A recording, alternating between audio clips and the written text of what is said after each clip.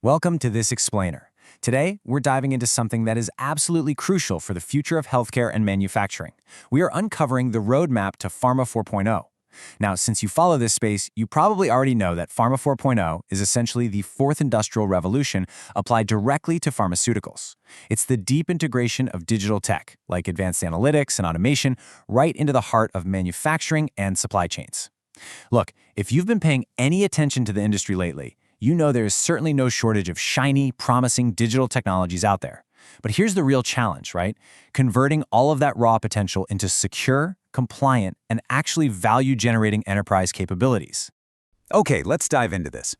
The roadmap we're using today comes straight from Volume 2 of Transforming Pharma, 101 Challenges and Solutions, the expanded edition, by Dr. Jayant Joshi and Umesh Naik. Honestly, across its 85 pages, this book is just a highly practical, no-nonsense guide to closing that exact implementation gap we were just talking about.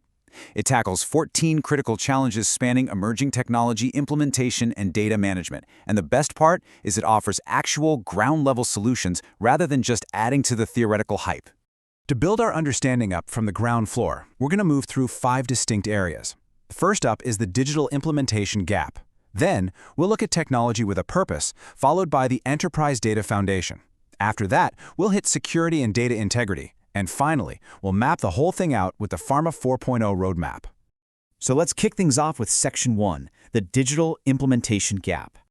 To really wrap our heads around this gap, I want you to picture a frustrating reality that so many pharma executives face literally every single day. Imagine this scenario. A pharmaceutical company goes all in. They buy an expensive ERP system, manufacturing execution systems, connected equipment, and hey, maybe even a few highly touted artificial intelligence pilots. On paper, it sounds fantastic. But despite all that massive financial investment, employees are still manually transferring data between spreadsheets just to get their daily work done. You've got different departments using completely different definitions for the exact same product, meaning procurement and manufacturing aren't even speaking the same language. Those fancy AI models can't scale because the underlying data is incomplete, and business leaders are sitting there unable to measure the financial ROI of their tech investments. The hard truth is, just buying cutting-edge software does not automatically modernize a company. The authors hit the nail on the head right here. This is the difference between owning digital technologies and operating as a genuinely data-driven pharmaceutical enterprise. That gap right there, between just owning the shiny new tech and actually being data-driven at your core, is the central implementation gap we absolutely have to bridge before any real transformation can take off. Moving right along to Section 2, Technology with a Purpose. So if the goal isn't just to buy technology so you can brag about having it, how do we actually pick the right tools? We have to fiercely resist the urge to adopt tech simply for the sake of a glossy press release. Before you ever look at a vendor catalog or sit through a flashy software demo, the very first question your organization has to ask is this: what problem are we solving? Seriously, what specific business, quality, compliance, or patient outcome is actually going to improve because of this tool? Choosing technology has to begin with strategic value, not just enthusiasm for the latest digital trend. Now, what's really interesting about this slide is how we frame artificial intelligence and machine learning. Look, AI isn't just another standard software feature, like, say, upgrading your email client. Traditional software systems, they usually follow predetermined, hard-coded rules, right? If X happens, do Y. But AI and machine learning, they produce probabilistic outputs. They deal in likelihoods and complex patterns. And that means their performance and the outputs they give you can actually change over time as new data feeds in and operating conditions evolve on the factory floor. And because AI is constantly evolving, it requires some serious, non-negotiable guardrails. Governance here has to be comprehensive. We're talking data suitability, bias detection, model validation, and obviously stringent cybersecurity. But here's the critical part. AI should always augment professional judgment, never completely replace it. In GXP environments, where patient safety is quite literally on the line, human oversight is completely mandatory. You have to clearly define exactly who remains accountable for the final decision. Let's be real, you can't just blame the algorithm if a batch of medicine fails a quality check. Beyond AI, there are a few other core technologies, each with specific, highly governed use cases. Let's quickly run through them.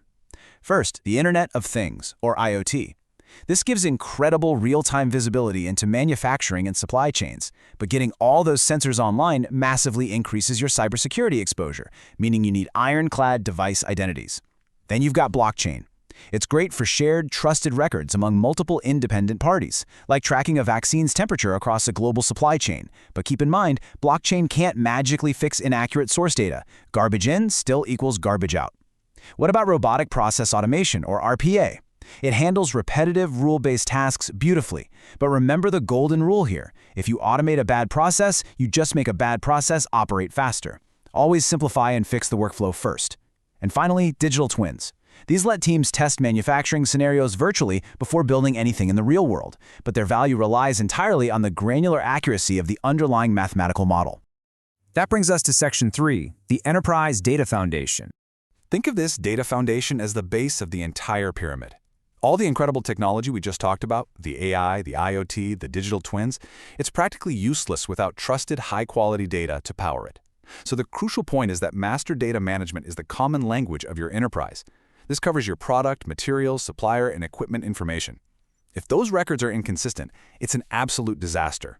Seriously, just a tiny typo in a single material code can spiral completely out of control, causing massive bottlenecks and financial headaches across procurement, manufacturing, inventory, quality, and costing. I know it might not sound as flashy as artificial intelligence, but getting your master data right is the absolute, non-negotiable foundation for digital transformation. Once you actually have that good, reliable data, then you can walk up this analytics maturity ladder. You start with descriptive, what happened? Then diagnostic, why did it happen? Next is predictive, what may happen next? And finally, the pinnacle, prescriptive, what action should we take? Let's ground this in reality. Imagine a descriptive manufacturing dashboard shows a machine's performance declining over a week. A diagnostic analysis digs in and finds equipment vibration is the root issue.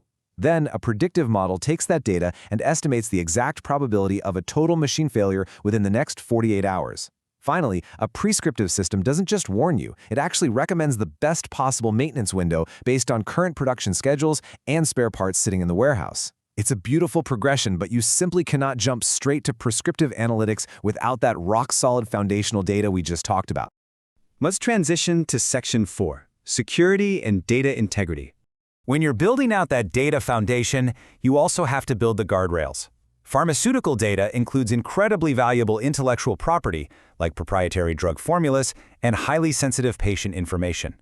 This makes the industry a prime target for cyber attacks and industrial espionage. Because of this, security has to be baked into the architecture right from day one, not bolted on as some afterthought. This means enforcing strict data classification so you actually know what's sensitive. It means encryption, both at rest and in transit. It requires mandatory multi-factor authentication, role-based access so folks only see what they need to see to do their jobs, and a clear segregation of duties. And please remember this, security is not just the IT department's problem down the hall. Every single employee who creates, accesses, or interprets data contributes to its protection. And this brilliantly illustrates why security, data, and technology require true, deep collaboration. You simply cannot work in silos anymore. Think about it. A predictive quality model can't be designed just by a brilliant data science team sitting in a vacuum. You need manufacturing experts in the room to define what the process actually means on the floor.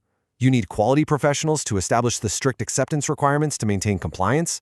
Engineers have to figure out how to seamlessly integrate the software with the physical operational systems. And of course, business leaders have to define the expected financial or strategic value. People, process, and technology truly have to evolve together as one cohesive unit. Which leads us to our final stop, Section 5, the Pharma 4.0 Roadmap. So, how do we actually put all this theory into practice? Let's look at the actionable blueprint. The authors lay out a highly effective 5-stage implementation roadmap, and it goes like this. Stage 1, define value and prioritize problems that have a measurable business impact. Don't just guess, calculate that ROI up front.